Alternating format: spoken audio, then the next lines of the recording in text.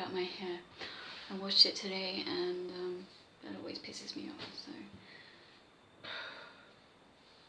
Anyway, let's get to why we're here. And why we're here is because the Music Box from Hell won by a landslide on the Twitter poll. And, you know, by a landslide I mean, I think it was 80% again. That's very consistent. Here we are. So, let's begin. I forgot my lights. I may put them on later. So, The Music Box from Hell by Emil Petaja or Petaja. I'm sorry, I'm not sure how to pronounce that name. Rolph Mace hunched under the awning of the antique shop, glowering at the March drizzle as he waited for his bus. If it hadn't started to rain, he could have walked and saved 7 pennies. Or if his Aunt Audrey would hurry up and die, he wouldn't have to make trips downtown for medicine. After she died, he could shut up both the east and west wings of the old Mace mansion and live in the 2 little rooms at the back. Wouldn't cost 1/4 the money it costs now, with the east wing open and her burning gas all the time. And a part-time maid. Not and burning a part-time maid all the time, but, you know, something about, you know, getting a part-time maid. Wait, what? After she died, he could shut up both the east and west wings in the back. Wouldn't cost 1/4 the money it costs now, with the east wing open and her burning. Oh, she must have a part-time maid at the moment. Rolph's pinched-up face grimaced at the thought of all the money going to waste. I love gold diggers. When it rightfully belonged to him as her only heir. "Could I sell you anything?" a voice at his elbow asked suddenly. Rolph turned to see a cherub-faced little man, wearing a frock coat and white side whiskers, smiling at him jovially. He was apparently the owner of the antique shop. Rolph gave a quick glance at the motley assortment of items in the pleasantly lighted window and shuddered with actual horror at the thought of parting with hard cash for those things. His Aunt Audrey loved antiques. She loved music too, and was forever ordering chamber music records on the sly. With her own money, of course, but Rolph had for more than 10 years considered it his and resented every mouthful she ate.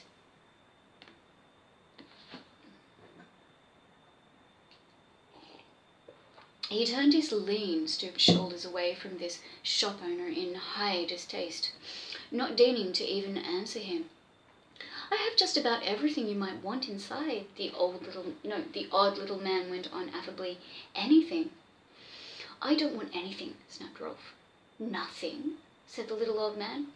"You must be very happy." Rolph's pinched bird-like features puckered. Yes, there was something he wanted.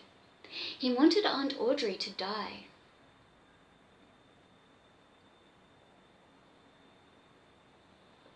"You see that ring on the white velvet just under the candelabra?" the little man with the side whiskers went on, insinuatingly, paying no heed to Rolph's obvious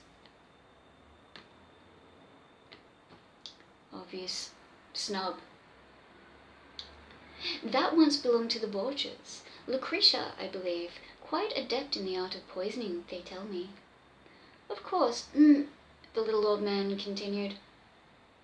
"Of course, me, the little old man continued, "I'd choose some other method of, eliminating besides poison. It can always be traced." "Can it?" Rolph's lip curled contemptuously. He knew that. How well he knew that. Hadn't he tried to figure out a way by which... The little man chuckled, as at a secret joke. Ralph began to squirm.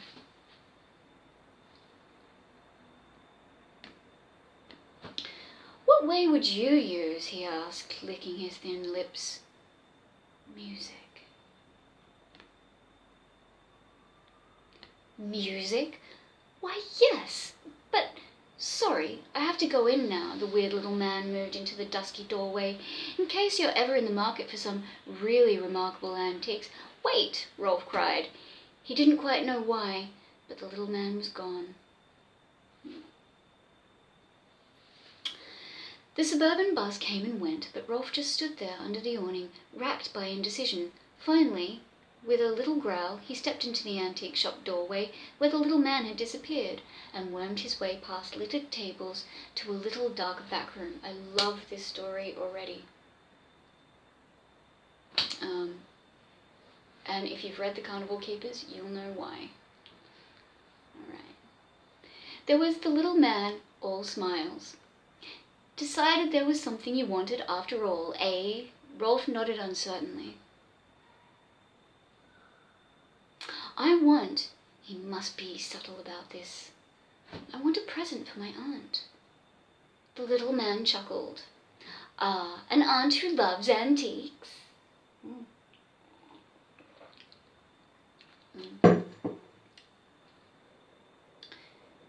She also is very fond of music, Rolph put in hastily. Music, Rolph put in hastily. Ah, antiques, music, good! The little man rubbed his pudgy hands together happily. This aunt of yours is perhaps wealthy? Rolph scowled. Mustn't ask personal questions, must we? The little man bustled over to a dark corner and pulled a string connected to a bare light bulb. Happy orange light sprayed the crowded little room. It so happens that I have just the thing you want, unless I am sadly mistaken. He tugged a small ornamented box off a shelf and set it down on the table in front of them, whipping a silk handkerchief. Here we go. Whipping a silk handkerchief out of his pocket, he began to polish it vigorously. What is it? Rolph asked. Rolph. Have I been calling him Rolph? Rolph asked, eyeing the black oblong box dubiously. Ka-choo! The little man sneezed from the dusk. Pardon me, this, he pointed at it dramatically, is called the music box from hell. Rolph sniffed. He didn't relish idle melodramatics. He didn't relish idle melodramatics. He wanted to buy, or better still, cajole the old man's music box. No. The old man's music murder secret and get back to Mace Mansion. All right, he said impatiently when the little old man paused. Why is it called the music box from hell? The little man pursed his lips gravely. That, my son, is a long story. Well, I don't want to hear it. No, the little man's face fell. No, the little man's face fell. Well, suffice to say that this music box was manufactured by the wizard Sin Borkilish of Nuremberg in the early 16th century. It constitutes the result of a particularly fiendish pact he made with an evil power. Get to the point, old man, hissed Rolph. Get to the point, old man, hissed Rolph. What can it do?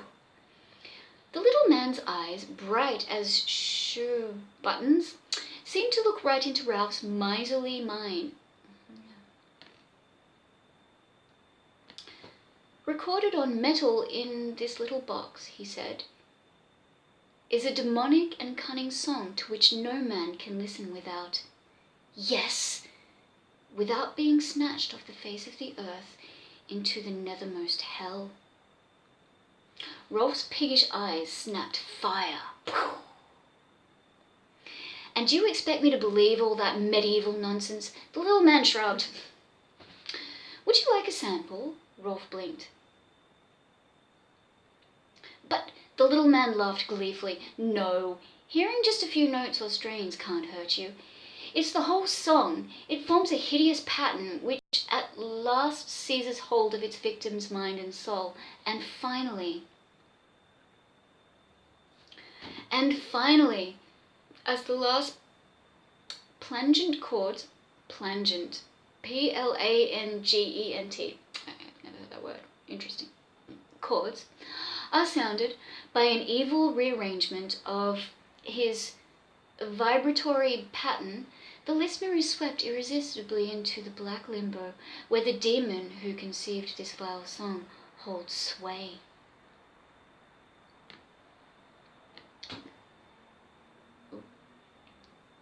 Rolph gasped at the strange little box with new respect. That's really... what a prick. It's gonna say... a hateful little prick. Shall we have a sample? The little man invited again. No, I'll take your word for it, Rolph replied hastily. But don't you see any levers or dials on it? How do you set it running? By simply calling out the demon's name. Which is...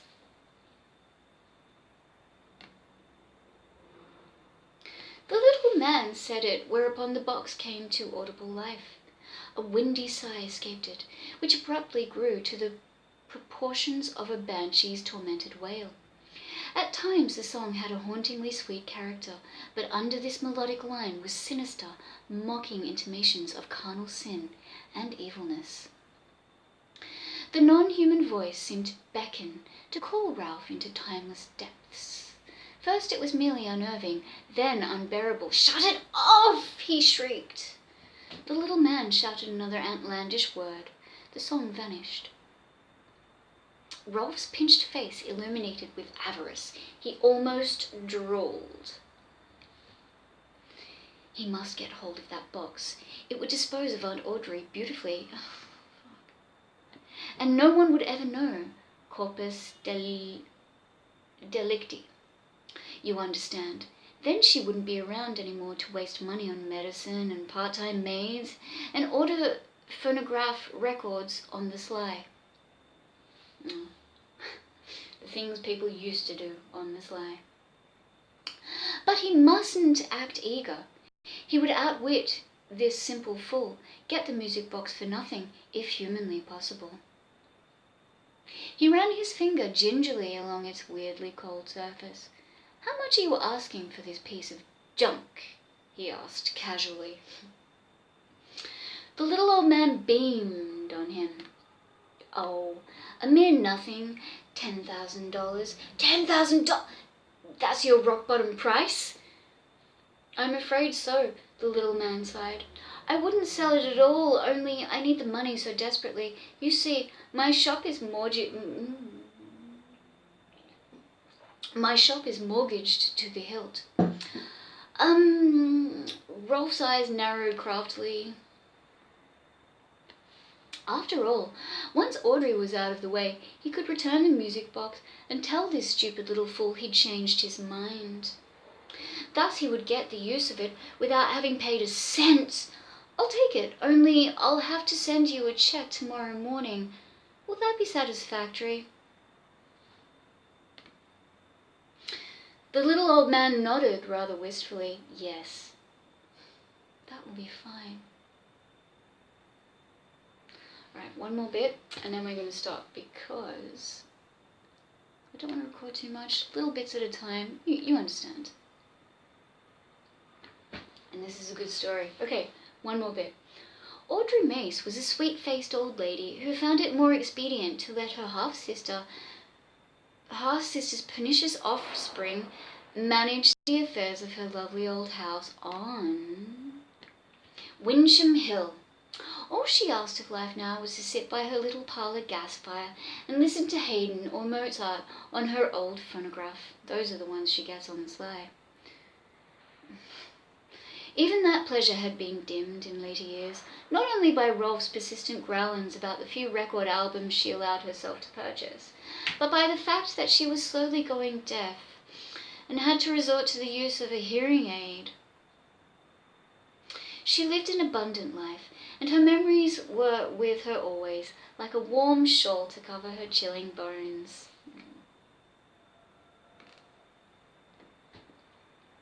As the dying rays of the sun sifted through the dripping elm leaves outside her window, she sat motionless in her favourite wing-back chair, staring sadly at the blue gas flame. Her blue-veined fingers toyed with the hearing aid box in her lap. Rolph's sweet bat-like No, there is nothing sweet about Rolph. Rolf swept bat-like into the cozy little old-fashioned room and immediately switched off the little lamp by her elbow and turned down the gas. "You don't need a light yet," he shouted in annoyance, "and it's not cold out." Aunt Audrey appeared not to notice. She smiled wanly. Rolf always acted as if they were paupers. It was true, there wasn't as much money as there had been, but there was plenty, more than enough for anything they might need. "Rolf, I was wondering if—" "Listen, Aunt Audrey," Rolf burst out, waving his slip of paper. "You've been buying records again. $21 in the last 3 months. My God, do you think I'm made of money?" Aunt Audrey looked bewildered, but said nothing. She sat quite still while he went through his scathing denunciations of all musicians and all music. His indignation at finding that bill in the mailbox on his way home had made him forget for a moment all about the music box. "Rolf," she ventured timidly, when his tirade had subsided, "I hate to ask you to do it, but could you run downtown again and buy—" Buy, he shrieked. "You do nothing but sit here all day thinking up things to buy." His aunt's eyes left his furious face and went warily back to the frugal gas fire. "All right, dear, it doesn't really matter." Jesus. So I think we're going to leave it at that. Just because it's, I don't know what time it is. It's past midnight. And the more past midnight I go drinking lately, the more I don't seem to enjoy it unless I've had like 4 or 5 glasses, in which case I will 1000% not enjoy it the next day. Who would? I don't know. So yeah, this story started out very well. I'm very much enjoying it. We can probably all see where it's going, but can we really? Who knows? It's Weird Tales, and that's what we love about Weird Tales, don't we? What do you think, Teddy? Yeah? I'm sure Teddy enjoyed it too. Okay, so let's finish for tonight. We'll resume probably tomorrow night. I don't know. I got shit to do in the morning. Well, no, I don't. Yeah, actually, yeah, I do. Shit to do that I don't want to do, but I'll do it anyway. Because that's life, isn't it? Doing shit you don't want to do. You know, I will say one thing. My eyes have been twitching for a month straight. And it's getting to the point where it's just fucking all day. And it seems to happen when I talk about things I don't want to do, when something stresses me out, when I'm talking to people I don't want to talk to, which is just going out in public, really. I read up online. Maybe I need to see an eye doctor. Maybe I need glasses. Maybe I just need to chill the fuck out. Who knows? Weird Tales. Alright, so that was a good start to the music box from hell. Gold digging nephews and such. Okay, I hope you've enjoyed this reading. I've enjoyed reading to you. I hope you're having a lovely time wherever you are. I've been working on a pattern for some really awesome leg warmers. I don't know whether you'll care about that. My crochet people will care about that.